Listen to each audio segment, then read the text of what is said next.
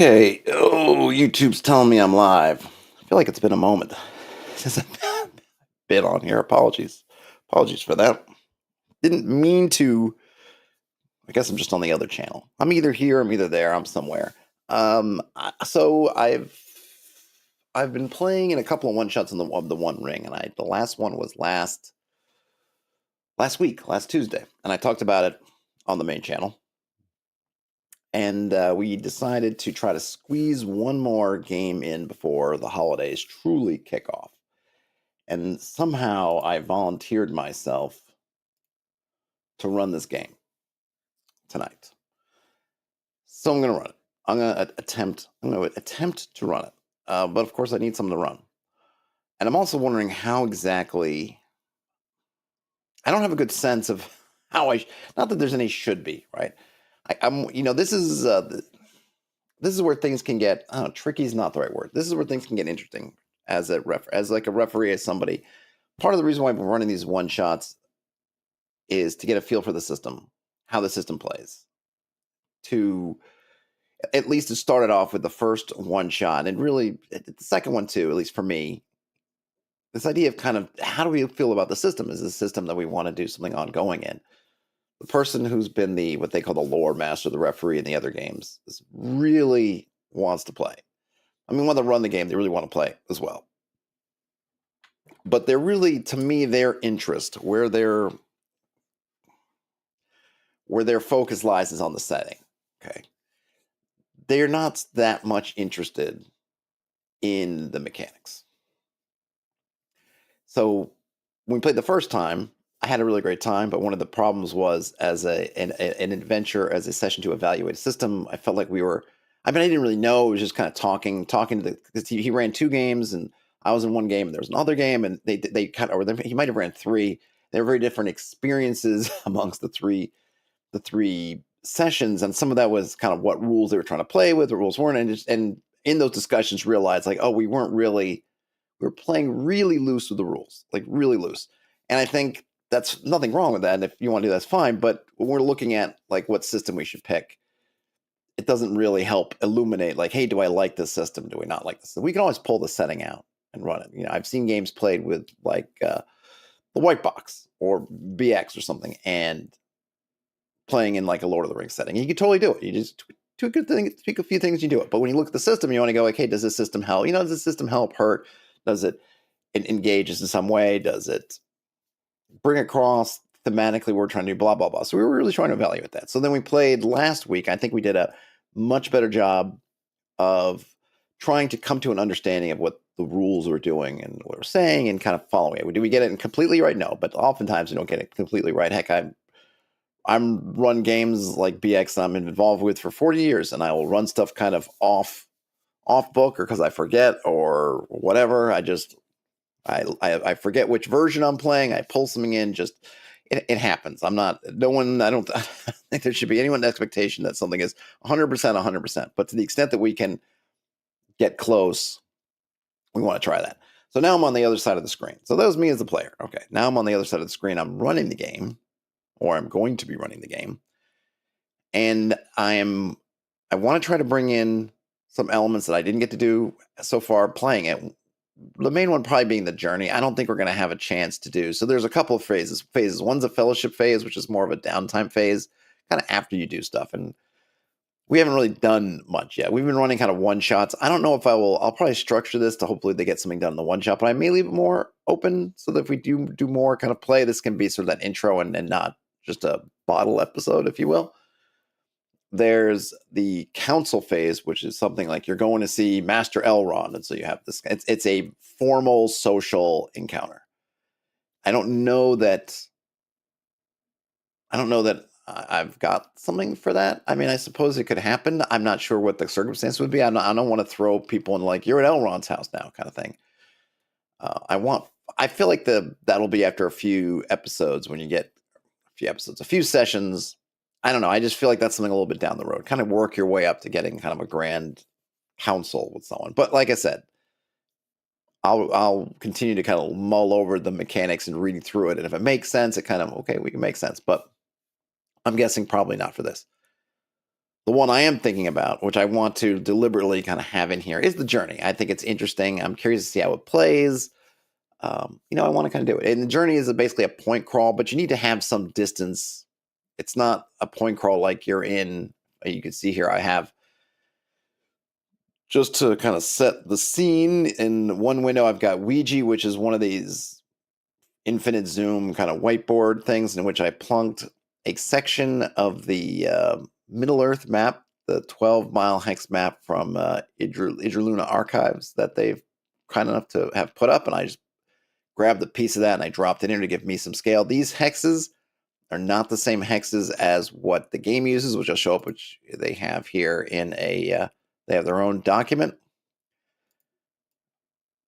So if you're looking at, we're looking at more or less the same, similar area. So if we see here from Bree to Fornost on Idruluna Archives map, on that hex map, we've got from Bree to Fornost. Notice they're not quite aligned the same way either, which is interesting. I'm not sure if they're using two versions of the same map, but on one map, and this is an oddity I just now noticed.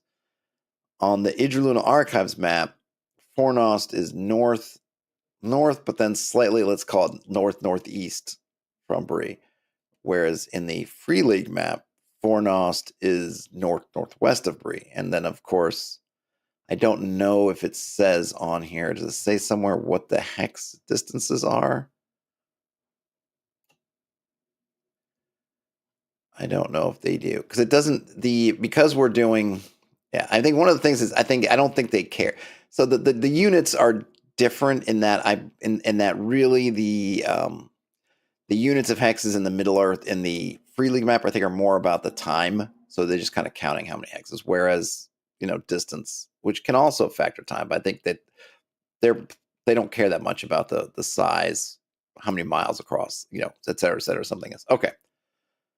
And then, so, from Bree to Fornost, it's only, look at, Bree's kind of smack in the middle, which is kind of interesting too. Well, let's call it this, or let's say they're starting from the road, let's say. So we go 1, 2, 3, 4, 5, 6 to Fornost, whereas on the Idruluna Archives map, it's 1, 2, 3, 4, 5, 6, 7, 8, 9, 10.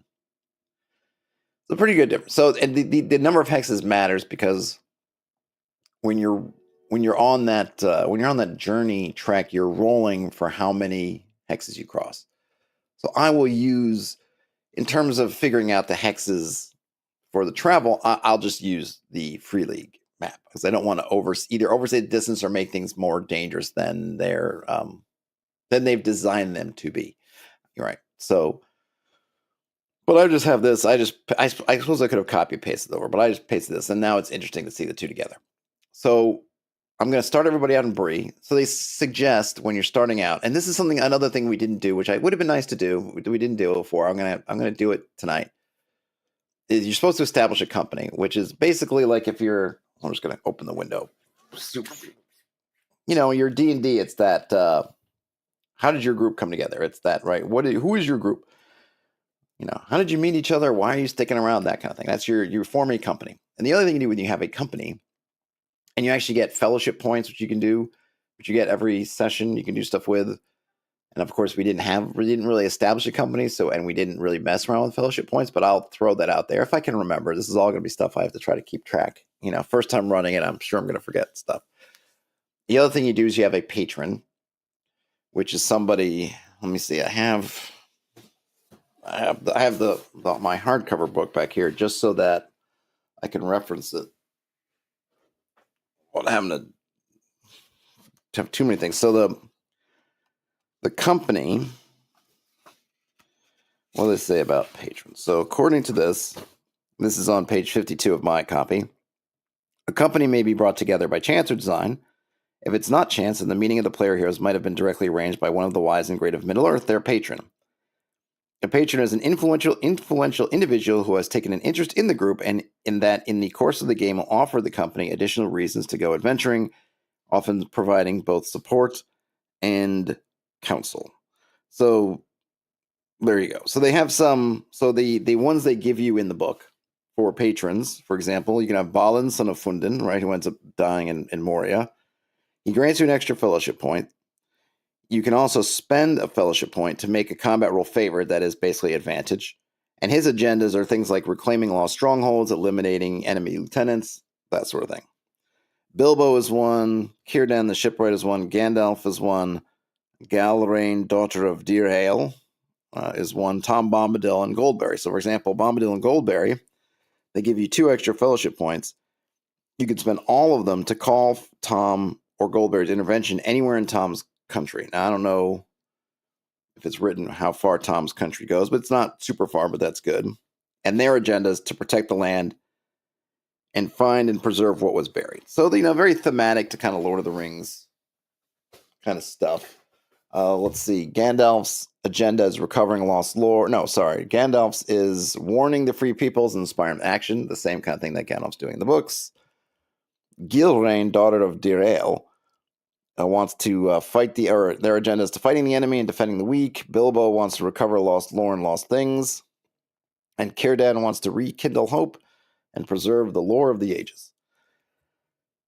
And so this, essentially, it's what I like about it is that it's another way, it's a way, I should say. Oops, I lost hold on a minute. What happened to my webcam? Why is it sleeping? Stop sleeping. Do not sleep. Sorry about that. It's slept on me. I don't know why it's going to sleep, and I'm telling it not to. I'm telling it not to sleep, and it's sleeping. Okay. I should move this out of the way, too. That way, if it does it again. I don't know why it's doing that. All right. So there that is. So what I like about the patrons is that they're a way of focusing on what you're doing. Now, it seems like, and this is things I don't know. I feel like you can play this kind of sandboxy, right? I think you can play it like, oh, we're in Bree, and what do you hear at the Pony? There's a table here, which I think I might have on the One Ring. So I have the One Ring core books here. This is the Chetwood, so I was just looking through. I'll get into it a little bit more, but you can be in. Here we go. You can be in the Prancing Pony, and you could roll on the table and get things that are happening. So, for example, and I actually have, I had the whole thing on specialty and dice. I actually have a set of the One Ring dice. I didn't think about bringing it with me the other night, but I'll bring it this time. But I'll use a regular D12 because I got to pull it out of the starter box. All right, so I rolled a 12. I rolled a Gandalf. So I rolled this, what would have been that rune, which is the Grey Pilgrim. So that means that Gandalf is here, and he's got the whole house astir. Perhaps he's on a secret errand of his own or searching for the player heroes to gain their aid against some hidden threat. So I guess what I'm saying here is I think you could play this in not really too much unlike a kind of D&D-ish classic kind of D&D sandbox. Here's Bree, if you're not keeping the Borderlands, but you're keep at the Brelands. You're at the inn in the Brelands, and you could roll to see if there's anybody in here. And some of them are people, some of them are events, so on and so forth. And then what I was saying about the patrons is the patrons, they're there, they kind of provide a focus for your adventuring. So, hey, what does Balin want? Well, Balin wants you to try to work on, what does he say? Reclaiming strongholds and getting rid of enemy officers, kind of powers maybe is one, or not just rank and file, because there's one of fighting the enemy, which is I just take care of your rank and file. I feel like Balin's thing is lieutenants, captains, right? The officer corps, the powers of the enemy. That's who you're trying to take out for them. So you get some focus. So even if nothing else is going on, you have this kind of, okay, this is kind of what we not necessarily should be doing. This is what kind of, okay, this is what we can do. Something we can do, some focus, which I think is good. Because I think what often happens in kind of you get into a sandboxy situation, and that figuring out what you're going to focus on is kind of it's a skill. It's something that the players obviously have to be able to do to some degree, but I think the GM also has to also do that to some degree. And when you have these processes, whether they're GM GM things that the GM brings with them to whatever system they're playing, or in this case, whether they're kind of baked into the rules. And having this patron, it's a nice thing to have. So I asked the folks on Discord about their patrons. They didn't decide, but I actually, instead of giving them people, I told them more like, what are they interested in terms of those agendas? Because I think that the agendas is the more important part of it, only because you want your patron. I think you want your patron to be encouraging to do the things you want to do anyway. You don't want to have like, well, your patron wants this, but you really want it. You or your patron's Bilbo that wants you to go find lost things, but your interest is really in killing orcs. That's like you can, yes, you can do both, certainly, and you probably will have to, but in terms of what you might be looking at or whatever, I'd rather it be like, hey, what do we as players want to do? And then which patron is the one that fits fits most closely to that, and then pick. So, but they haven't picked their patron, but I think the things that a couple of them mentioned I think the first couple, which is strongholds and finding lost stuff, I think were the ones that came to mind, which I think ends up being like, okay, that'll work pretty well, because regardless, those are two things I can kind of put together. I can kind of have one thing, one area that can sort of have a bit of column A, a bit of column B, kind of mush them together. And then, go from there. Oh, let's see. Yeah. So, sorry. Yeah. One of them had like the first three, and one of them said the strongholds and then warning the peoples, kind of the Gandalf one. So those are both fine. I think strongholds is something I can go with, and then that can kind of be the main thing. And this is just some kind of, at this point, sort of cold tea for the working man. Green tea or oolong tea, maybe. All right. Now, so here's where I'm wondering. So this is kind of like, I guess this is a long bit of prologue to something interesting that I have not seen the rules really delve into yet. And that is, how the heck do I run this? I don't mean in that. Well, I mean, to a certain point, I'm not seeing a lot of. I was kind of waiting for. I have been waiting for kind of what are they? What is a? Maybe this is it. No. Like, what is the? What do they envision an adventure looking like? I know what the other GM did, right? The other referee, the other lore masters, they call it, ran a couple games, and I've played in a couple of those. And I think, and they're pretty easy. They were very, and one shots and learning a new system, they're really straightforward, really, really, that's it. Really, straightforward, I guess. Essentially, I think both of them really end up in so for the first one we met. We traveled, but we didn't use the traveling rules, which we should have. But we didn't make it a journey. We should have made it a journey. It had everything and we needed to, but I don't think anyone was really engaged enough with the rules to say, "Oh, hey, we should do this as a journey." I remember at the end of the game, as I was like, we probably should have done that, or maybe it was afterwards. Was saying, we probably should have done this as a journey. I was like, yeah, we probably should have, but we didn't. Okay, yeah, that's fine. But we were kind of, so we started off sort of meeting up, traveling across the Shire, ending up in a spot where we talked to some people that led us to another spot, which is where bad things were happening, that we tried to put an end to it. Great. Second adventure, this was now in a totally different part in the Pelargir, I think. We're talking like southwestern Gondor and the hills and whatnot, and we had to find trying to find a lost patrol. And we essentially, this time, we kind of started out, we did sort of a journey, but we didn't do it as a journey, which I get because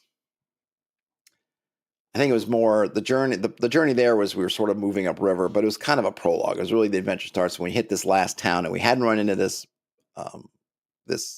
patrol yet. So now it's kind of like, here's the last town before it's basically wilderness, and they haven't shown up anywhere yet. So and then we started talking to people, which pointed us to a location.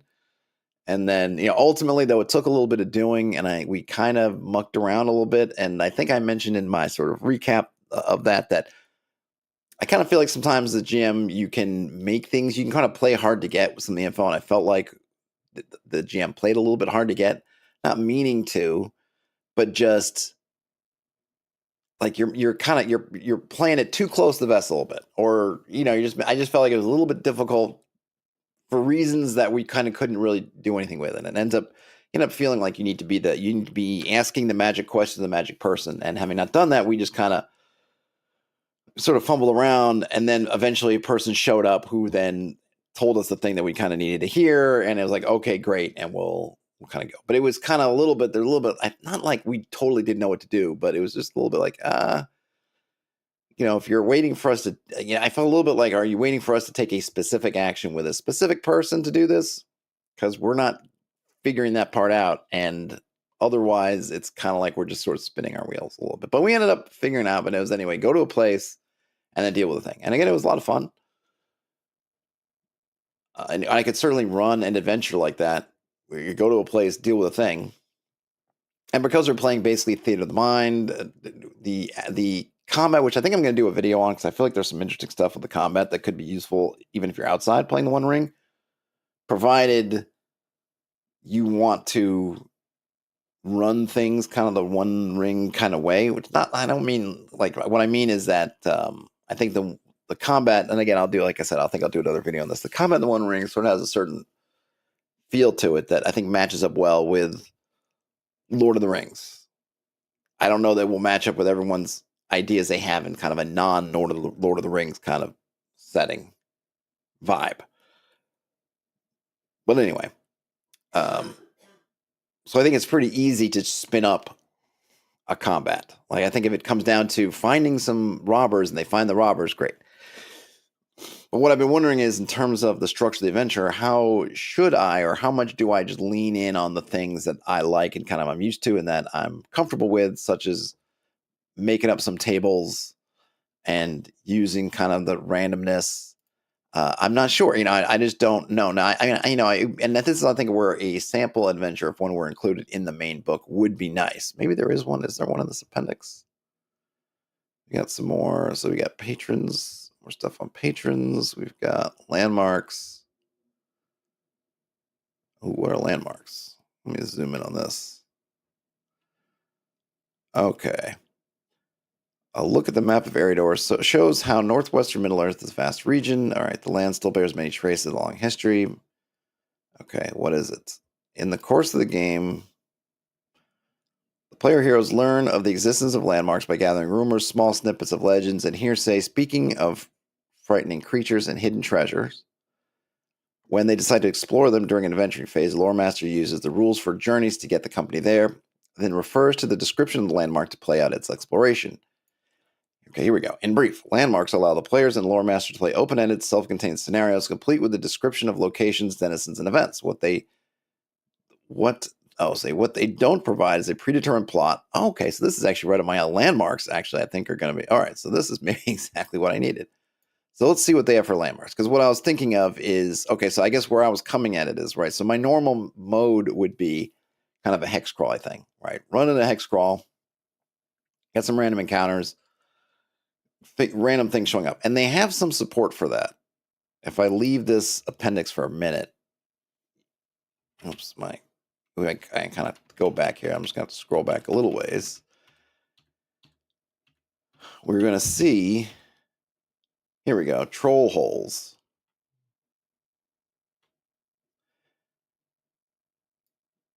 See, so you can, well, here's a troll holes one, but actually, I don't even know if that's the best example. The other example, the example I was going to do is for the Chetwood.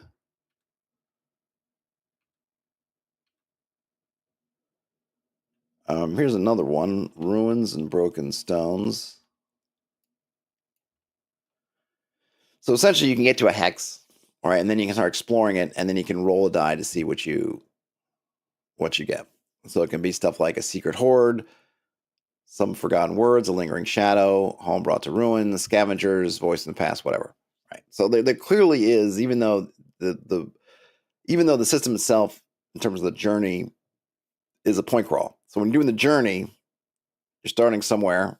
I'll switch over here. For example, we're starting in Bree, and let's say they want to go explore Fornost. you decide, the players will sit there and say, okay, and there are some templates for this, and I don't have those printed out, so I'm not quite sure how I'm going to handle that. But essentially, you go, okay, we're starting on Bree, and we would pick our route. Now, the player map you're supposed to use does not have the hexes. They're just supposed to see road. Okay, this and Fornos is maybe an easy one. Maybe we do something like this. Maybe let's change it up a little, make it a little bit more interesting. We're going to go to Anuminus or Anuminus, okay, or Anuminus. I don't know. Anuminus? I'm not sure. We're going over there. And you go, great. There are multiple ways to get over there. The party might, and this is where the party would take their map, which would, again, not showing the hexes and not showing the colors too, because the colors indicate some of the danger level stuff. But their map, they'll take a look at this and they'll say, okay, we want to take this road all the way up basically to Fornost or right outside Fornost and cut across until we hit the river and then follow the river till we get to the lake, and there will Anuminas will be. Okay, great. That's one way to do it.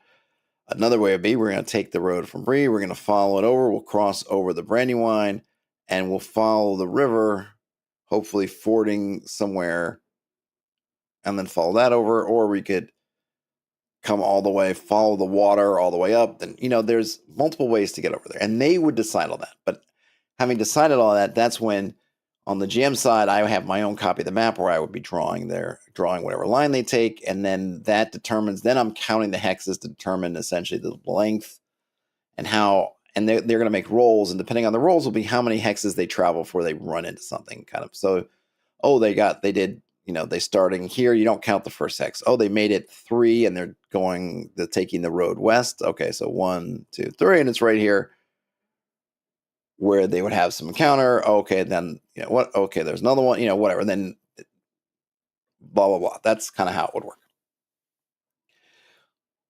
But obviously, there is support for being presumably in a particular hex and exploring those hexes. So the one I actually have seen first, which must be a page or so before this, is this it? No, those are all in the Greenway.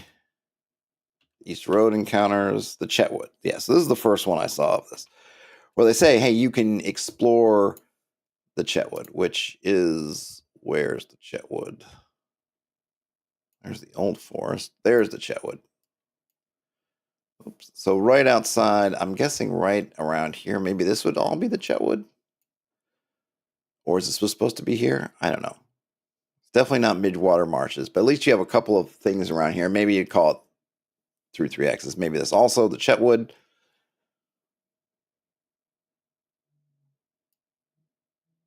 Maybe it is only one hex, or no, maybe this is it. I see. So maybe they have 2. So it's not that big, right? So you're in the Chetwood and you explore it.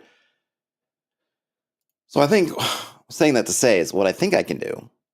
I mean, I can do anything I want, but trying to do things, I'm trying to basically figure out what is the way I can best do things the One Ring way until I kind of sort things out.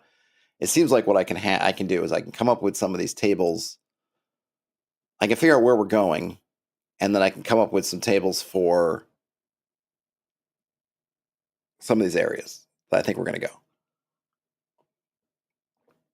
I guess, which means, first of all, I need to pick where we're going. So I need to pick where this location is that we're going to be doing. I did really like that. So let me go back to those landmarks, because that seems really good for me. So let's go back. I gotta go. Patrons. All right, let's see some landmarks. So Star of the Mist. And I guess spoilers, so sorry if I'm spoiling this. All right, rumor, there's an ancient tower in the easternmost foothills of the southern arid Lewin. What remains of a powerful castle from the time of kings. Wanderers speak of an eerie blue light that sometimes can be seen even from Sarnford, like a star shining above the river mists. No one goes there, and recently people have started to disappear in its vicinity.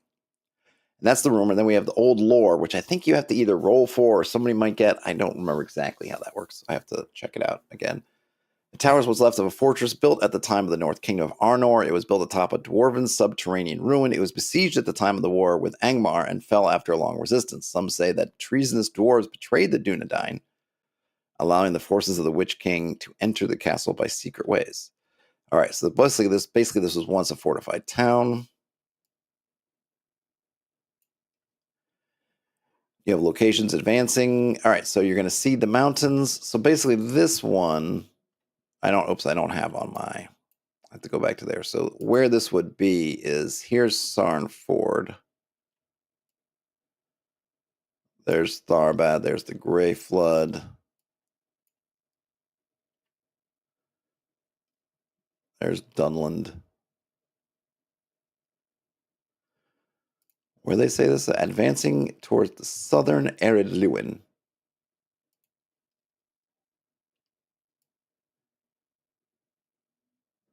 Where is Eredluin? Oh, that's the Baranduin, a.k.a. the Brandywine. Is this Eredluin down here? A.k.a. the Grey Flood? It's got to be. There's no other. Loudwater. Horwell.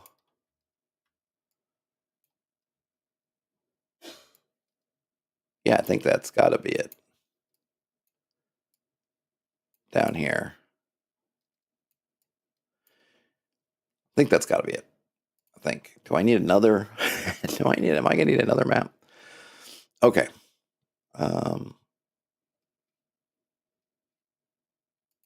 Eredluin.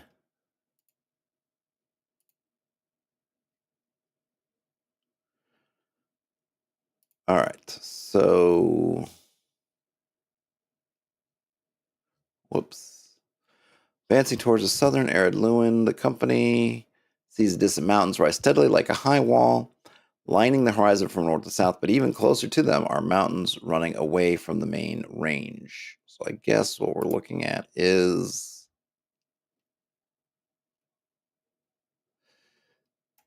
these are the main mountains. Which mountains are running away from the main range? That'd be kind of this right here. I don't know. I'm not quite sure. Okay, doesn't really matter too much. Let's see. When twilight comes, oh, the light. I see.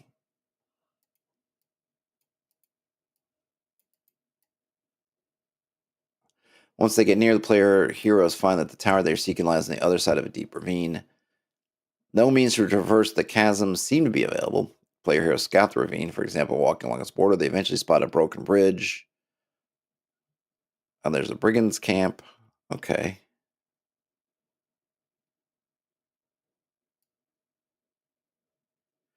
All right. So there's a brigand's camp. There's a cave. This is kind of cool. You know what? Maybe I'll run this. I don't know if I want to I don't know if I want, I wasn't planning for them to go way down here, but maybe that's good. I know one of the players wants to play a dwarf, so this kind of ties in pretty well with their dwarfiness. I should probably move this map over. Can I move this map over? Oh, I can.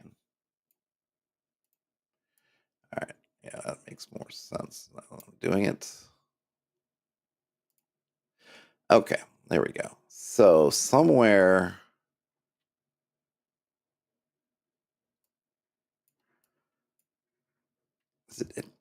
Is it in Dunland? Where's Sarnford? I can't imagine it's all the way. Is it supposed to be in the South Downs? All right. I'm just not having a great, not picturing where it is. I can't picture it. Where is another? Let me see if I can find another map of Middle Earth. High res map, Middle Earth. Let's see. 27, 18, 24, 25. Yeah, 27, 18 seems like it's the winner. Though it's very. I don't actually know if this will. It's a wallpaper, and it's too.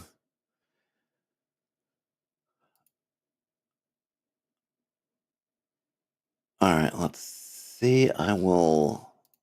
Let's hold on a minute. All right, let me drag this over. Okay, let's see what we got here.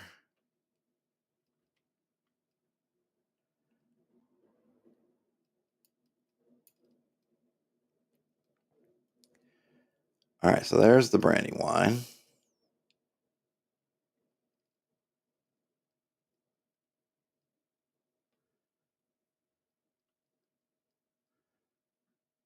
Oh, this one. Yeah, I need one that's got clearer.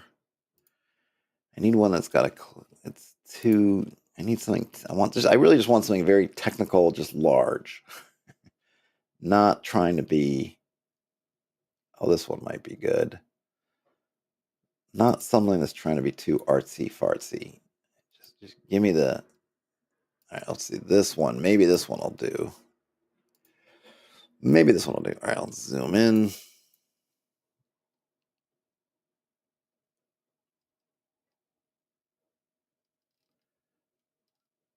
This is pulled from the movie. This one, it's like it's too.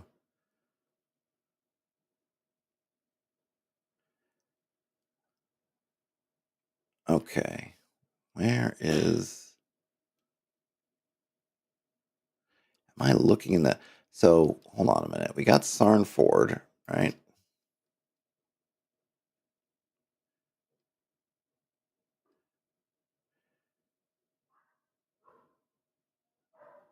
Advancing towards the southern arid Lewin. The company sees. Okay, I get it. So where is arid Lewin? I was thinking it's a river. But maybe it's not. Am I miss thinking it was the? Oh, Balerian's all gone. Goodbye, Balerian. Sorry about that.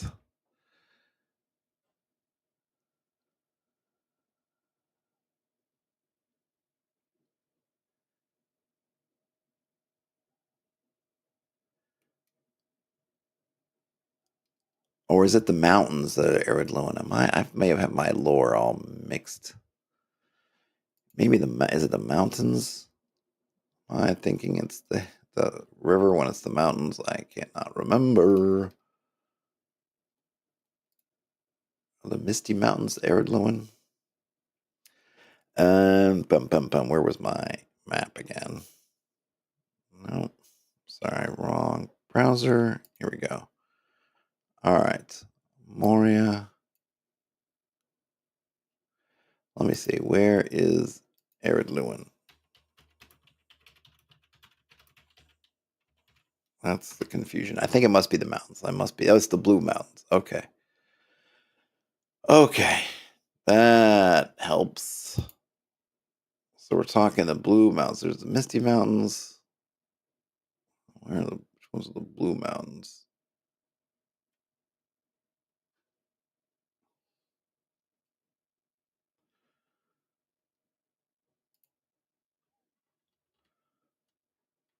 All right.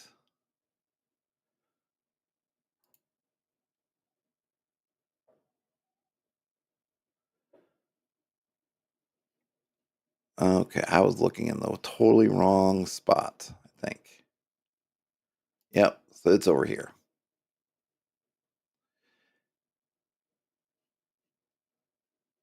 That's what. See, I was thinking it was a river, and it wasn't. Okay. See, all was all mixed up. All right, so we've got going to Moria, Krakow. I have the book, but I have the Moria book, so I haven't really opened much yet. I'll just. I'm not ready for Moria yet. They're not ready for Moria yet. Nobody's ready for Moria yet. All right, so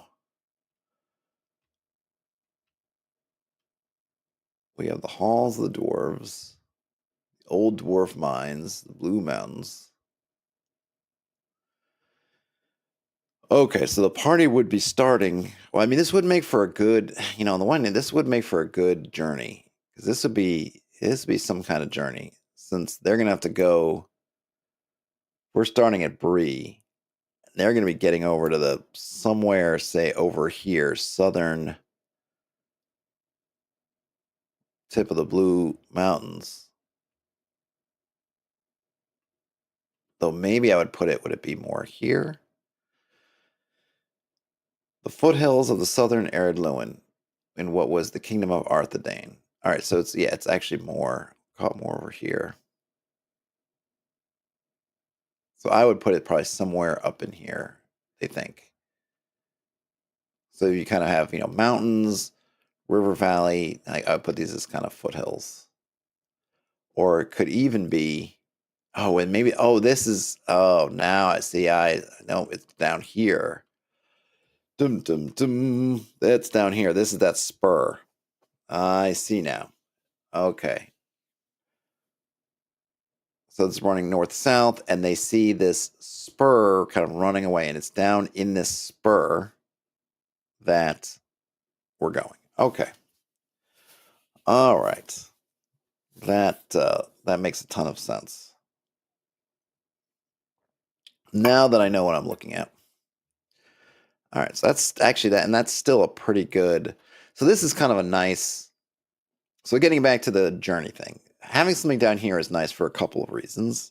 Well, the main reason is that if we're starting at Brie, it's not super long, but it'll be a good kind of starter. I think that's a good kind of starter journey if I put it, and I can have it be like, well, you think it's somewhere in here, right? You don't know exactly, but that's where it's supposed to be. On top of it, like I've mentioned before, it gives you some different travel paths. They're not super different, but you can cut down, cross over Sarnford here, and then through that way. You can coming around the Shire, hit this way. You could maybe go to Mickle Delving, decide to hit straight. You can do some different things. Obviously, taking the looping all the way around, and then so you could come and then try to cut across country at some nature. You could cut down and around, then across country. You could follow the river. You could try to cut. From Stormfront, it's cut straight across. You have different methods. So you have some nice choices, because it's nice if you're going to have this kind of navigational, in a sense, mini game. It's nice to have that. Okay, there are some different ways you can cut it. So that's good. I'm down with that. All right.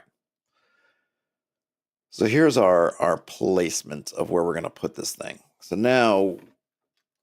So essentially, the way the game is supposed to work is that for this longer journey, we're not using hex crawl type stuff. We're essentially doing a more or less a point crawl, and you could cut it up into pieces depending on which way they're going. You could say, okay, we're going to go from Brie to Mickle Delving, whatever. But I think I would probably try to run it as just one. And though maybe even I have to look through. Maybe we should look at let me look at what does it say about journeys? Because maybe that we have some guidance. 'Cause I'm wondering also if journeys are supposed to be more or less when you're in the wilderness and not.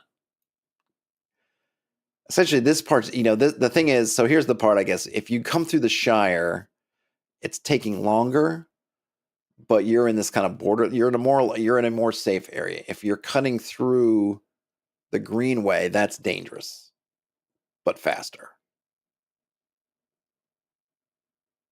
Right, so you're going across, you come down, and if you're on the road, presumably you don't really have to make a navigation check. I'm not sure exactly how they envision that, but I'm going to have to figure that out. Okay, but we have our spot. We're going to put this tower's going to be right around here somewhere. I could even roll dice, but whatever. It's around here somewhere. So now we get, now getting back to this thing, I just want to read through all of this before I go and start looking up other things. So we have some locations. There's a brigands camp. We already saw that. Okay, you're looking for the crossing. And you see the brigand camp. And then there's the Dwarven Gate. This was one of the entrances that led to the dwarves' underground ruin. The men of the West made it into a gatepost. Now the mostly empty room is littered with debris and refuse left by the brigands, as they use it as their sleeping quarters, not daring to go deeper into the ruins. Player heroes spending time here can hear the sound of dripping water and the occasional gurgling sound coming down from the next chamber. The only door leading somewhere interesting is the arched gate leading to the flooded chambers. All right. So you can see we're getting some locations, but it feels fairly linear, but that's okay. That's fine. So you have these flooded chambers. The air is unwholesome and seems thick and stuffy, as if a weight is gradually oppressing the player heroes. Staying here causes all player heroes to gain 2 points of shadow from dread.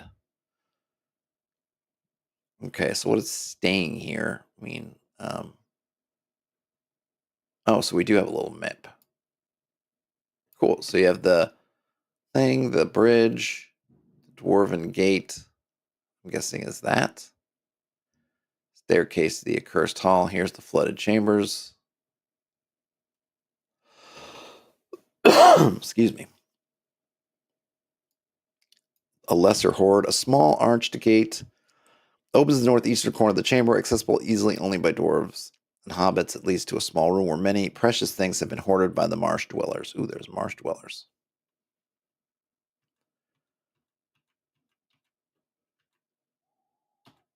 Okay, what's next? And here's the accursed halls. Whoops. Here is recorded the fall of the house of Hadirion and his wife Elwen. I, Angnir, steward and captain of the guards, write this record to preserve its memory. It was in the time of...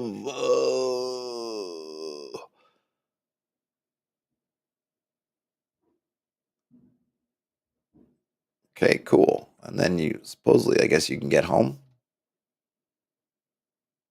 I like the tutorial. This is nice. I wish I don't. Maybe it's probably pointed out too in the book as to go check this out first. But I like that this first one you see is kind of a tutorial, which I think will be very helpful for me, just to kind of get a sense of what we're going to be doing. Croco asks what dread does in the game. So basically, shadow. There are different ways you can gain shadow points, and shadow points lead to bouts of madness and other kinds of not so great things. You tend to not want. You don't want shadow points, and dread is just one of the ways you can get shadow. There's a few. I think we go to the, and I'm gonna have to read through it again. I might as well read through it again now. Probably, what might actually be helpful is to see the. Where's the bookmarks? So if we go to, here we go, the shadow. Okay. Let's give it a little read. Get my glasses on here. All right. Middle-earth has been under attack by the forces of darkness since its creation. Across each age, the world has been threatened by the designs of a dark lord, a powerful enemy relentless in the desire to dominate all. Okay. Let's see. The presence of the enemy weighs upon the hearts of most inhabitants of Middle-earth, with the exception of a fortunate few living in the havens of the Northwest. Multitudes living to the east and south worship him already as the only god they have ever known.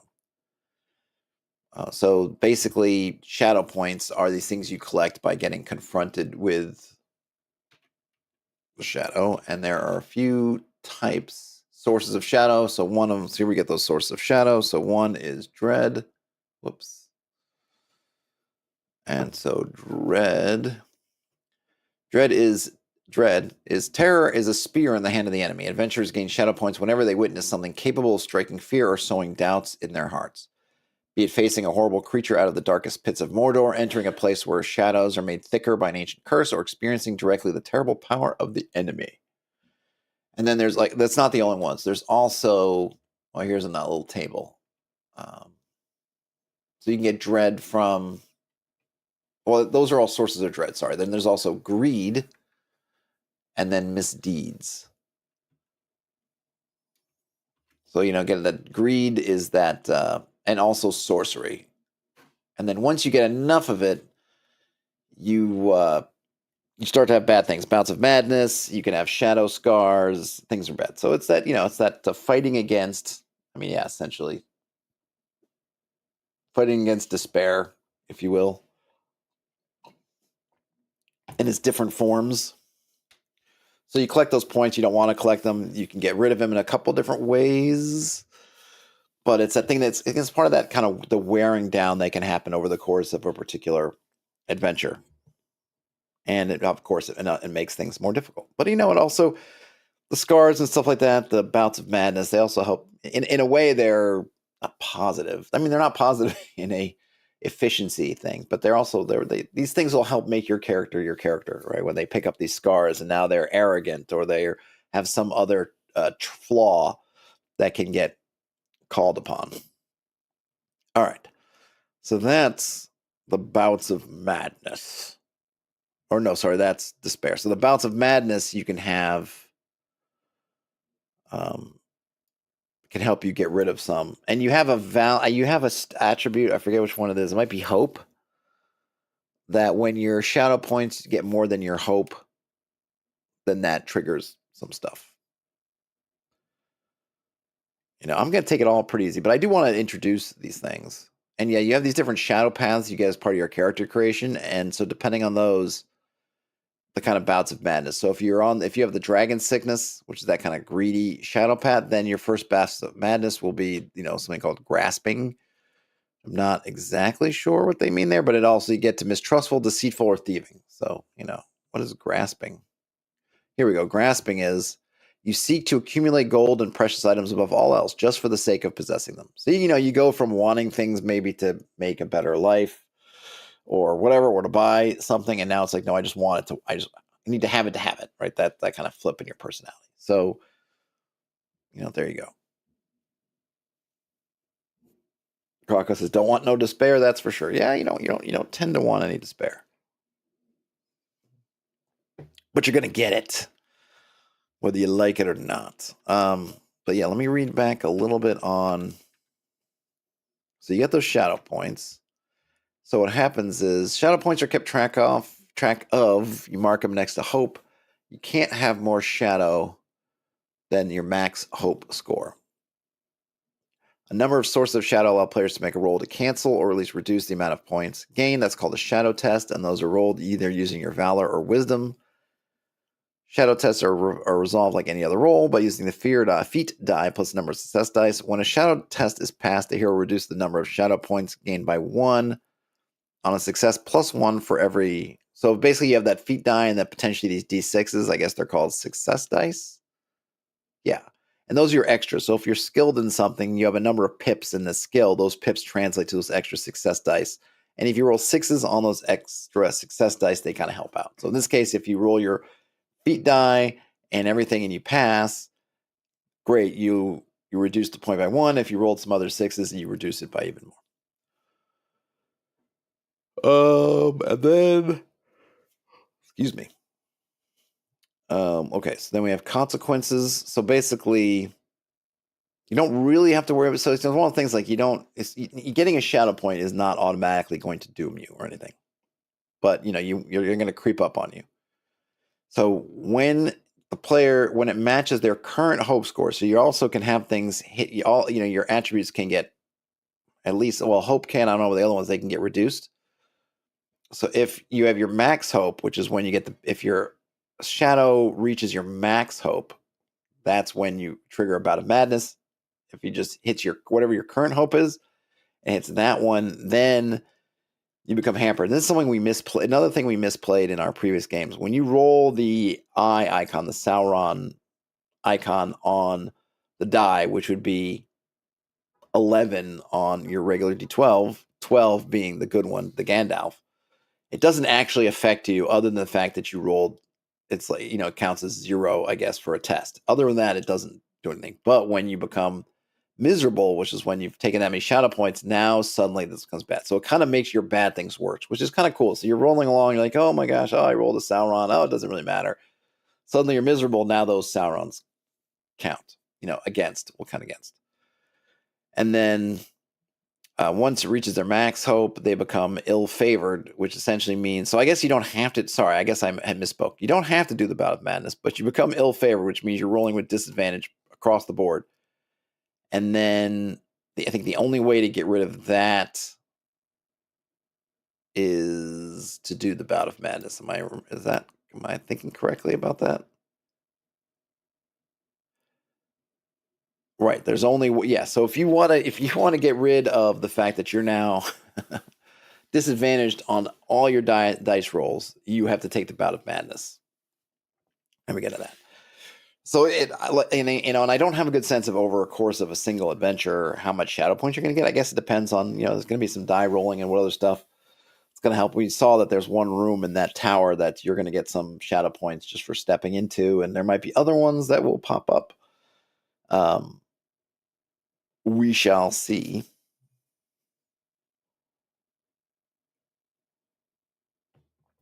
I want to go back. All right, so we got that part. Oh, I was going to go look at journeys. So yeah, what did I want to see about journeys? There was something about journeys I wanted to see. So let me fellowship phase, journey phase. Okay. So we got the journey phase. Oh yeah, if it's what are you doing when you're journeying through roads and things. All right, so let's just read through the journey phase. Company will often end up traveling across long leagues of inhospitable and unfamiliar areas in the course of their errands and quests, but a journey is much more than simply a means of getting to a destination. Traveling player heroes see the world outside the borders of their own lands, witness wondrous events, and face challenges that put their capabilities to the test. In short, a journey is synonymous with adventuring. Gameplay during a journey is less focused on details. Whenever possible, everyone involved should try to avoid explicitly referencing the rules and rather blend the structure into an ongoing narrative. But we do have rules, and I think it's fairly structured.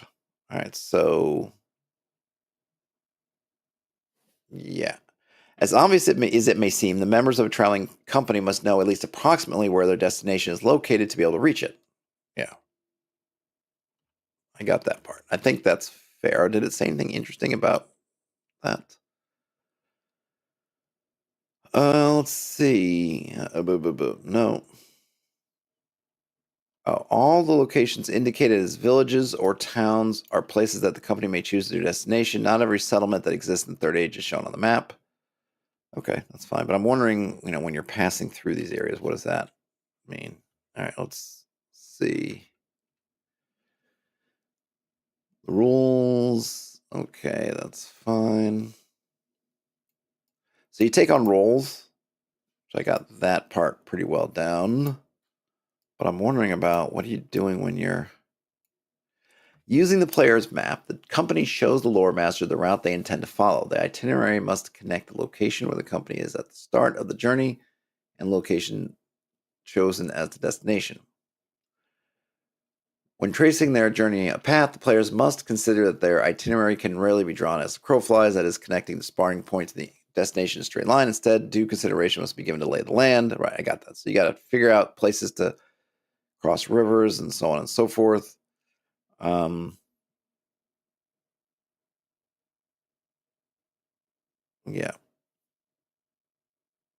So you can mark because they're going to have their own map, so they can mark stuff on their map. And here's this template that I think you can download from the website that shows. Right, so they're going from where are they going? They're going from Weathertop. No, so they're going.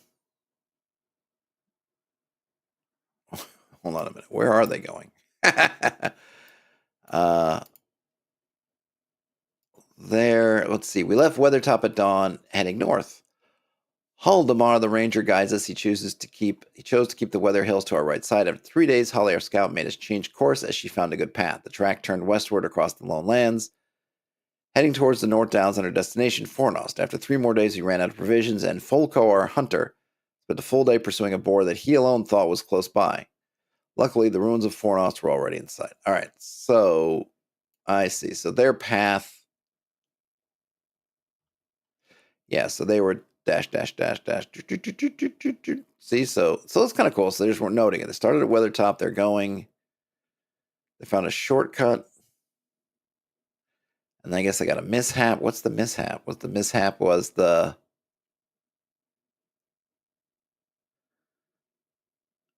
maybe where they ran out of provisions. So I guess they chose to not. This is interesting, only because for their example, they chose to ignore the fact that there's a road. So I guess here's what they did. So let's look at it on their map, see what they're doing here. I don't know if I'm the party, I'm not sure I do this route, but hey, this is what they chose to do. So they got Weathertop here.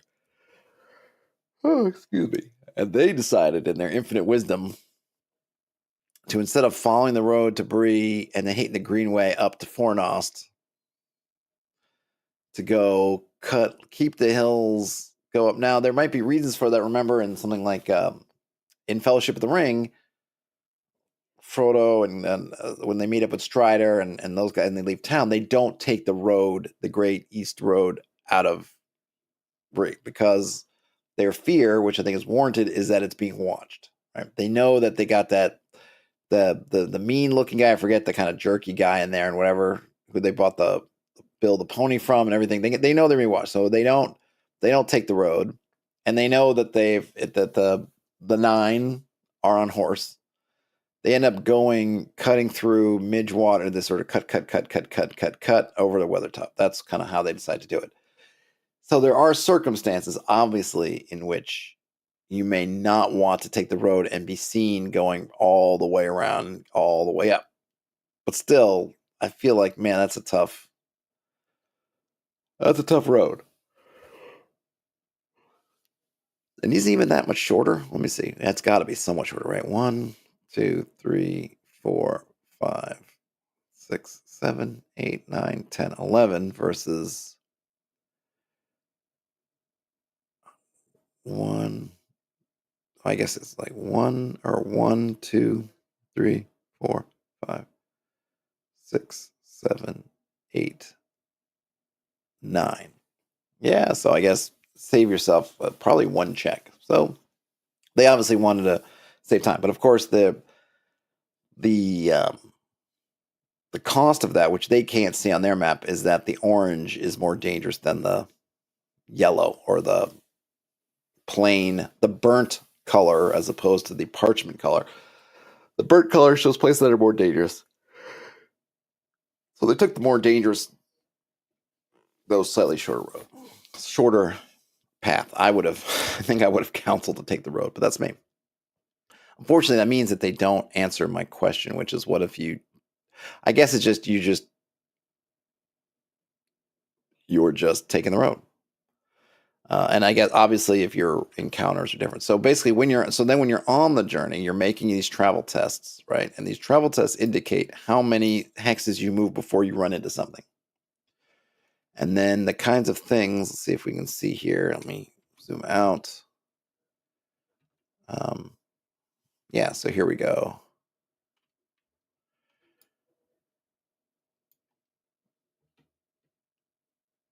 Right.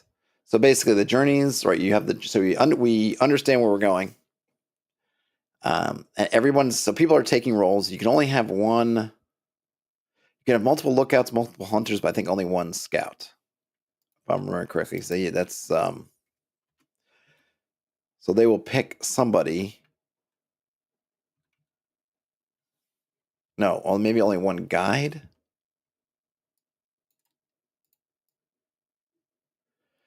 A traveling company must cover all 4 available roads. If there are more than 4 company members, more than one player hero may be assigned the same role, with the exception of the guide, right? There can be only one. Okay, yeah. So then you set the path.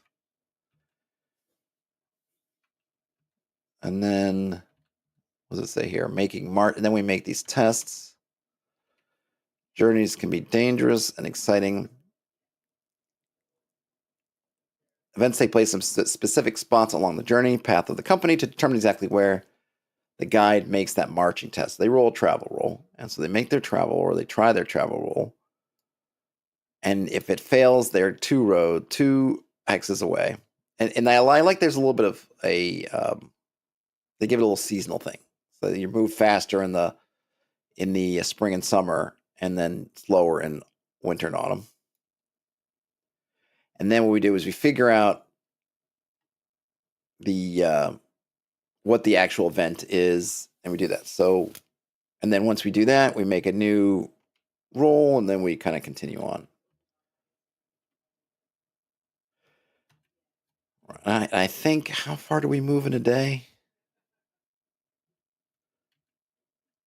Let's see. Does it say? It must say here, right?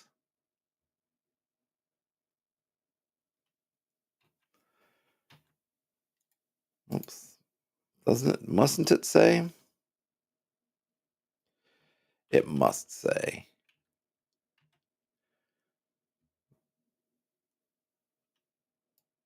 Oops.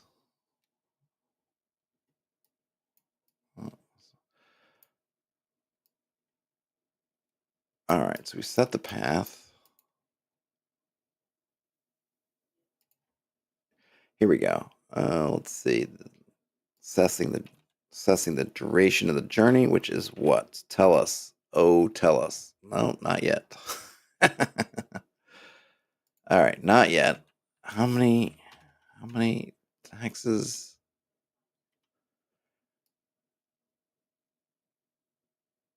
Right, I got that. So a journey ends when you've made it as many hexes as you can, right? Is it on the map? Did they say? 'Cause I know there's a key over here. Oh, it's here. It's here too. Oops. Yeah, okay. If travel. Yep. All right, a journey lasts a number of days equal to the number of hexes in the journey. Oh, I see. So we're not really concerned about days. We're not really concerned about days. It's more about, it's kind of at the end of it.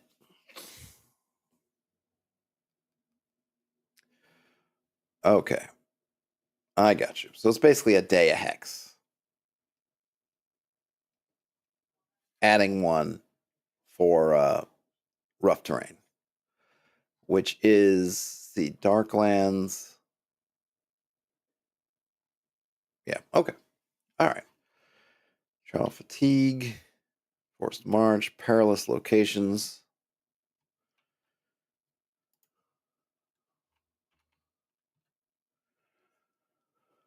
All right. Yeah, so journey events. I'm really gonna have to. This is really gonna be interesting. So I'm really gonna have to internalize these rules.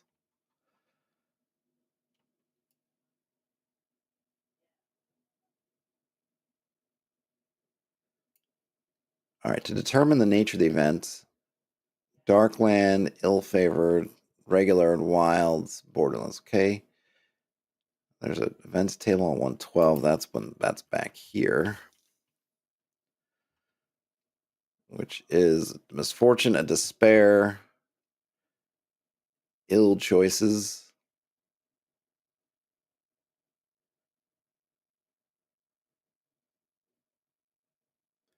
Ill choices and despair, kind of. I guess this is where you're gonna have to, or I will have to, um, try to narrate the differences, because from a mechanically, ill choice and despair are the same, but obviously ill choices is going to feel different, or should feel different, than despair.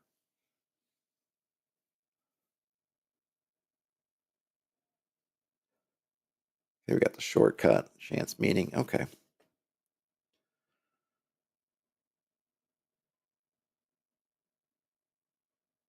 So the interesting thing seems to be that if you were just traveling, all right. So I think my understanding here, if I'm getting this correctly, is just traveling. I'm not going to. I'm not going to do like a random event or something like that. That's all going to come from the travel rules, right? When we get somewhere that we're stopping, we get to our destination, or wherever our adventuring area. And this, which in my case for this, is going to be down in these. Where are we going? Whoops, I passed it already. We're going to be down here. Once we get into this area, then I can have some tables for when they're exploring, trying to find the tower.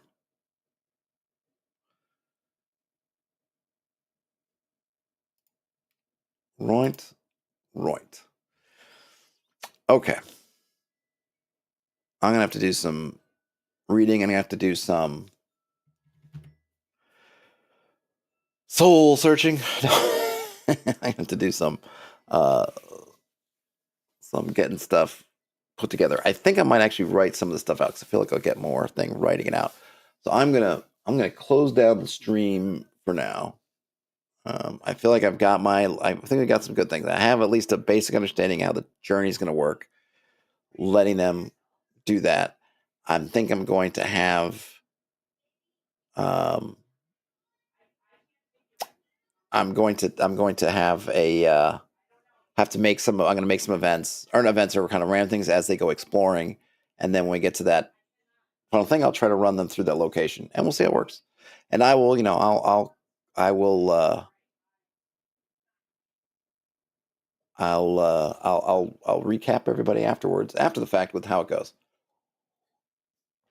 Well, let me get to writing down some notes, and then we'll see how it goes. All right, folks. Gotta go. Game on. Talk to you later. Bye now.